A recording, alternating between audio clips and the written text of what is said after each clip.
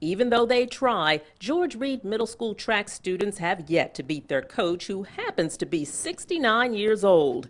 Don Warren, a George Reed paraprofessional, knows the importance of middle school sports and shows players his winning medals as a national senior competitor to inspire them to work harder on the track and in class. His message? First of all, they have confidence in themselves and knowing that they're able to do better than what they may think they can do. They have to apply themselves. They have to practice. It takes a lot of practice. It takes a lot of effort. And never give up. I didn't beat him. He's too fast. Yeah. You tried? Yeah, I tried. Jalen Sample says track gives him a chance to do something constructive with his friends after school. It keeps me active and it keeps me out of trouble after school, because when I don't have after school activities, I'm usually doing something that I'm not supposed to. It helps build character for me. It's a great inspiration, and to think that I could be a great track runner like Coach one day is really inspiring. Pam Lane's son plays baseball for Gunning Bedford Middle School, something she hopes he'll be able to continue doing. People are asking the question, so what's going to happen if the referendum doesn't pass? And when they're told the answer, which is teachers are going to be cut, classroom sizes are going to go up, and we're going to lose our middle school and freshman sports, they turn around and say, oh, they're threatening us with these sports. When actually, you asked, just because you don't like the answer doesn't make it a threat. Unfortunately, the school district can't cut English or science because that is mandated by the state, and we have to have those mandatory classes. Colonial residents will go to the polls on June 6th. For the sake of students, staff, and valuable extracurricular programs like baseball, chorus, and band, Superintendent Dr. Dusty Blakey is hoping this time around the referendum hits a home run. That's it for this edition of Keeping Up with Colonial. I'm Lauren Wilson, your Public Information Officer for the Colonial School District. So we've been joined from the Colonial School District, the Superintendent, Dr. Blakely, also Nikki Jones, who is an elementary principal, and Emily Falcon, who is the budget director. So they're going to talk to us about a very important referendum. Dr. Blakely, I understand there's some sobering news that you want to share with us about this referendum. Yes, the sobering news actually was shared with us. It's partly from the governor's office and partly due to the referendum. But last week we had to, because state law mandates that by May 15th, our teachers have to know what their positions will be for the following school year. So we actually ended up laying off approximately 134 of our current staff in all categories. The grand total, including attrition, is 175 positions. And so that was very difficult, very emotional.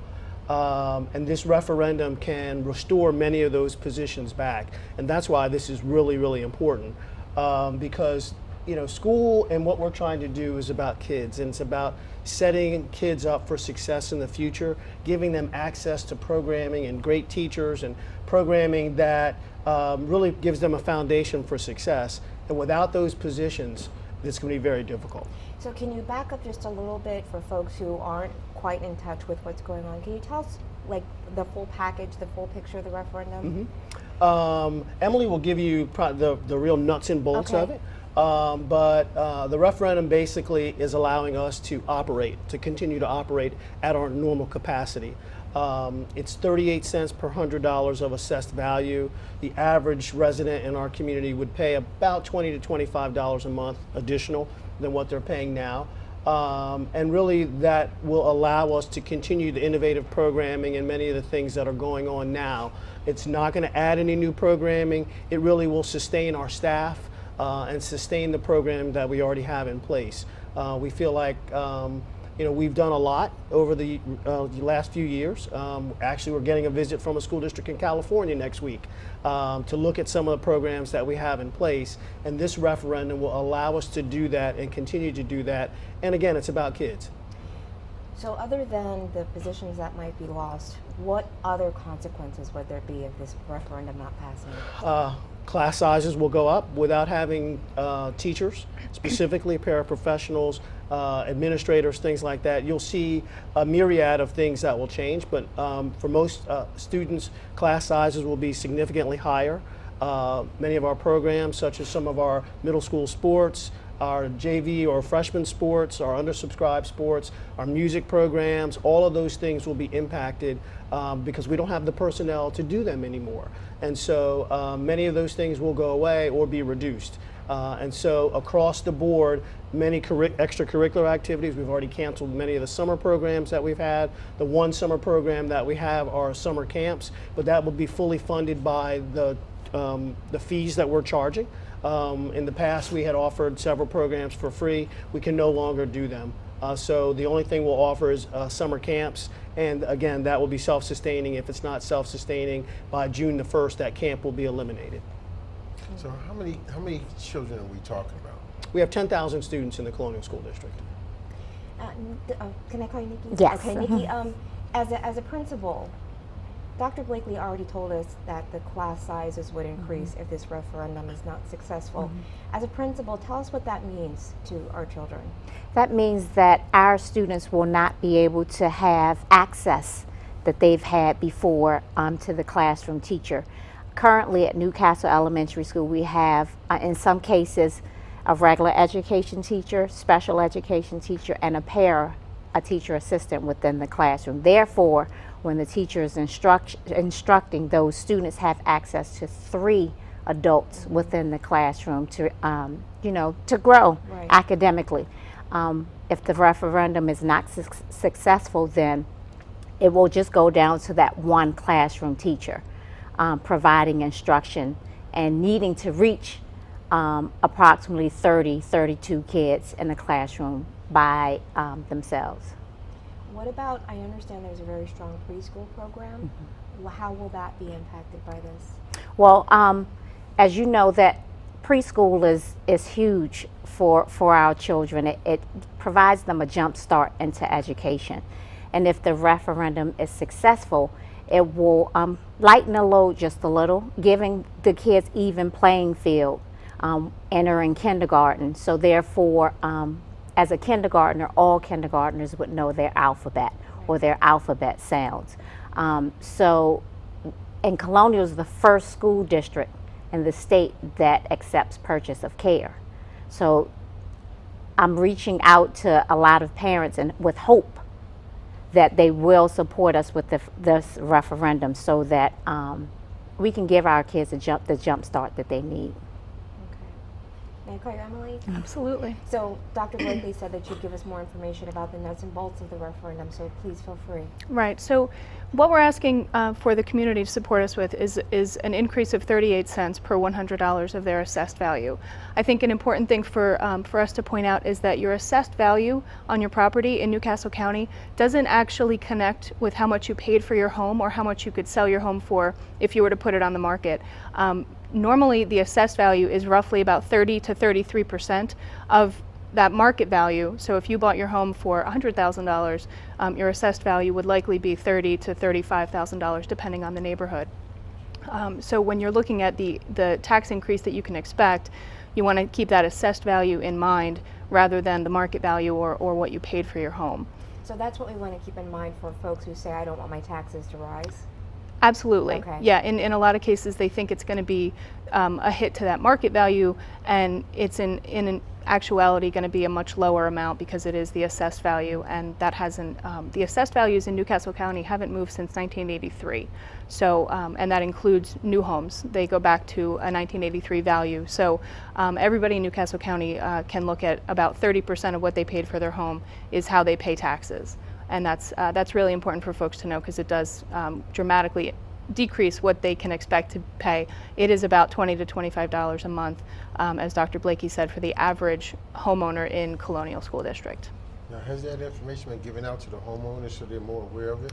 Absolutely. We're trying to get the message out as much as we can. We do have a website with a ton of great information. It's colonialreferendum.com.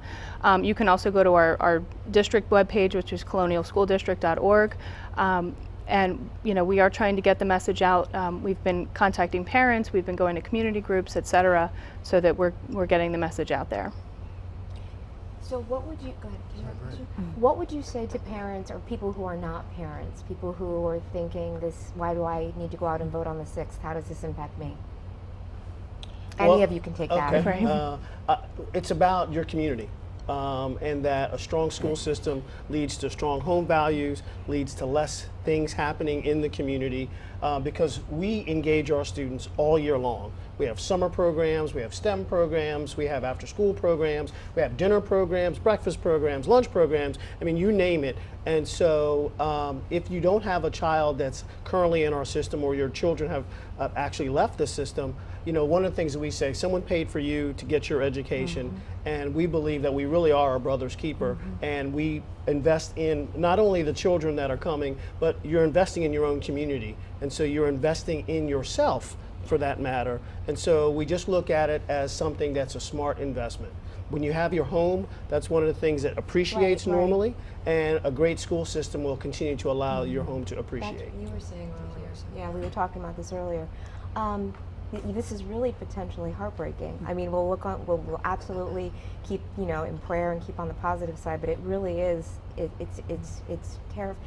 Anyway, my other question was, with that in mind, with the potential that this has, have you heard from other parents or people, especially you, since you're at school every day, do people come and ask you about this or talk? People do come into the school and ask. I send out a weekly message so my parents are informed on a weekly basis about the referendum. As questions come, we address those questions, whether there are questions as to, you know, the staffing or the programming. They're addressed at the school level. Yeah. Especially with the news that just happened this week. What was I know you said it was very hard. Well, I guess we'll just leave it at that.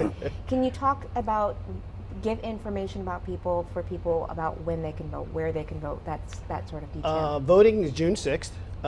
If you are 18 years of age or older and live within the district, you are eligible to vote. You don't have to be a homeowner, you don't have to be registered to vote as in a traditional political election. You just have to be 18 years of age or over and live in the school district and prove that you can live in the school district with an ID or a bill or some other form of identification, then you're eligible to vote.